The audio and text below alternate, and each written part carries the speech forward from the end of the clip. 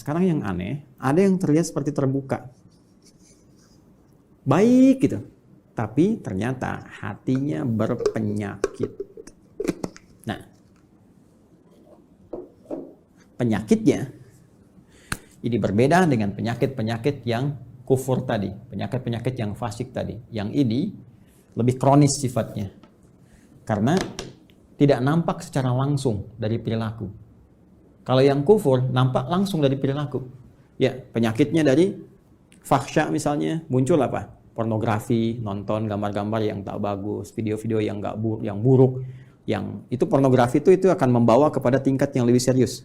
Bahkan nanti ke LGBT ini riset. Dari riset ini nanti. Jadi kalau dari mohon maaf tuh pornografi itu candu yang sangat luar biasa. Itu pornografi itu lebih bahaya dari narkoba. Narkoba aja sudah bahaya. Ya, apalagi pornografi naik nanti itu pengantar kepada LGBT, itu yang paling bahaya. Ke atasnya lagi. Nah, ini teman-teman sekalian, itu fahsya. Kata-kata kotor, jorok dan sebagainya. Ya, mencuri, membunuh, merampok dan sebagainya itu mungkar. Nah, perbuatan fasik, penyimpangan itu karena sifat-sifat tadi, fahsya dan mungkar. Nah, munafik itu samar sifatnya. Ya, kalau fahsya dan mungkar itu membentuk perilaku. Orang maling kan mencuri, kelihatan perilakunya ada. Tapi kalau munafik itu perilakunya kayak baik, sikapnya baik. Padahal kebaikan itu dibangun oleh sinyal-sinyal yang kotor dari nafsunya. Itu penyakitnya, penyakit yang sangat menarik. Berbeda dengan penyakit-penyakit biasa. Apa di dalamnya? Seperti riya misalnya, hasad misalnya, ya hiqd misalnya, dengki, dendam, riya, sum'ah dan sebagainya. Ini penyakit-penyakit seperti ini. Berbeda dengan penyakit yang ini. Nah, riya ingin kelihatan pamer, ya, ingin kelihatan dermawan. Dermawannya bagus tuh, dermawan bagus, ya bagus dermawannya. Cuma ingin kelihatan dermawan, jadi nggak bagus. Jujur bagus, ingin nampak seperti orang jujur, jadi nggak bagus.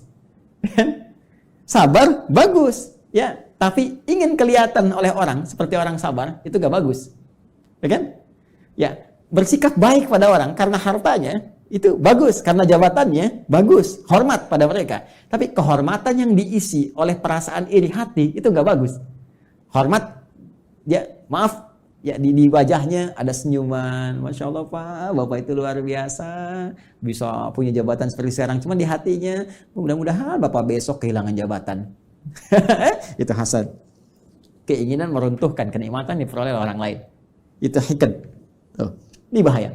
Itu yang disebut dengan sifat-sifat ini melahirkan sifat nifak yang membentuk munafik. Tipikal golongan ketiga. Jadi orang munafik itu sama-sama yang ingin saya sampaikan punya penyakit di hatinya. Punya penyakit di kolbunya. Ya, penyakit yang melahirkan dampak kepada fisik disebut daun. Penyakit yang melahirkan dampak kepada jiwa, sumbernya dari kolbun disebut maradun. Jadi orang yang sedang riya itu maradun, orang yang sedang hasad itu kena penyakitnya maradun, orang yang hiqd, dengki, ya dendam itu maradun, ada penyakit di kolbun. Kalau satu orang, kalau banyak orang, ya maka jamak bentuknya dari kolbun jadi kulubun. Ya, di kulubnya ada apa? Ada maradun. Karena itu kalau ditanya kemudian, kenapa orang munafik itu bermasalah imannya? Kenapa dia menipu dirinya sendiri? Di ayat 9, ya kan? Kenapa dia mencoba menipu Allah dan orang beriman? Padahal tanpa sadar dia menipu dirinya sendiri. Karena di kolbunya ada maradun. Karena di kulub mereka kalau banyak. Karena munafik menular. Kalau banyak orangnya di kulubun. Ya, di kulub hati-hati mereka itu ada penyakit maradun. Maka dijawablah dari pemaparan ini, turunlah kemudian, perhatikan, ya, pernyataan tegas dari Allah Subhanahu wa taala yang mendasari pemaparan yang telah diuraikan tadi, ayat 10.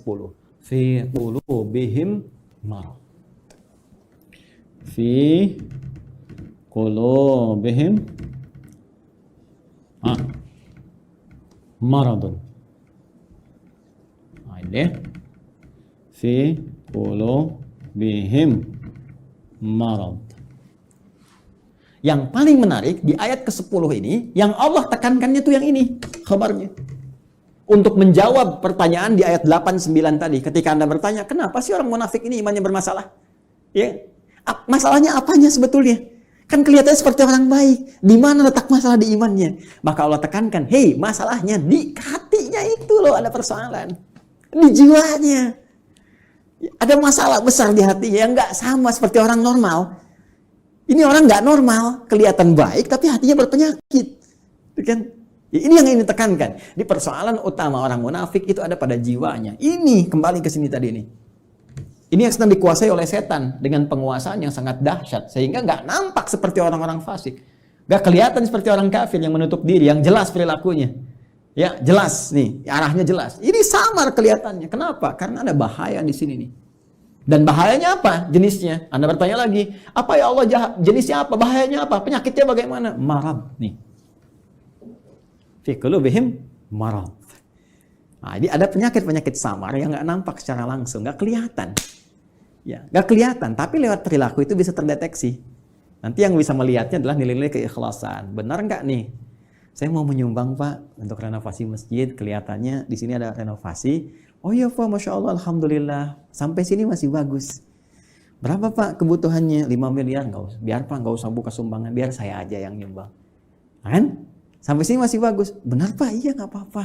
Ikhlas Pak karena Allah. Bismillah. Nih 5 miliar. Tapi mohon Pak ya, nanti pas Jumatan dikasih tahu bahwa saya mengatasi semuanya ini. Kalau perlu di akun Bapak sebarkan dari Sabang sampai Merauke. Nah, mulai muncul.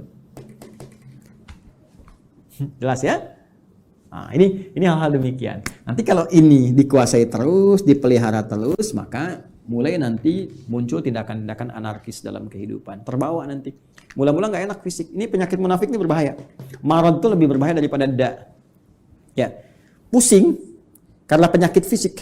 Ya, telat makan, asam lambung naik, pusing dan sebagainya. Itu obatnya obat fisik.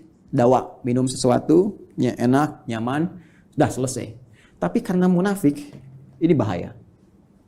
Pusing karena ria, repot tuh. Obatnya nggak ada di rumah sakit. Ya, silahkan datang ke rumah sakit, konsultasi pada dokter spesialis. Saya pusing dok. Di mana Pak? Hampir semua keadaan kepala saya, depan, kanan, kiri, belakang pusing. Apa gejala yang dirasakan? Itu Pak, kalau tetangga saya beli handphone baru, saya pusing yang kanan. Kalau dia beli kulkas, pusing yang kiri Pak. Kalau dia pesan sesuatu yang baru, oh pusing yang depan. Nah itu, ini pasti yang ini nih. Ya, ini bahaya.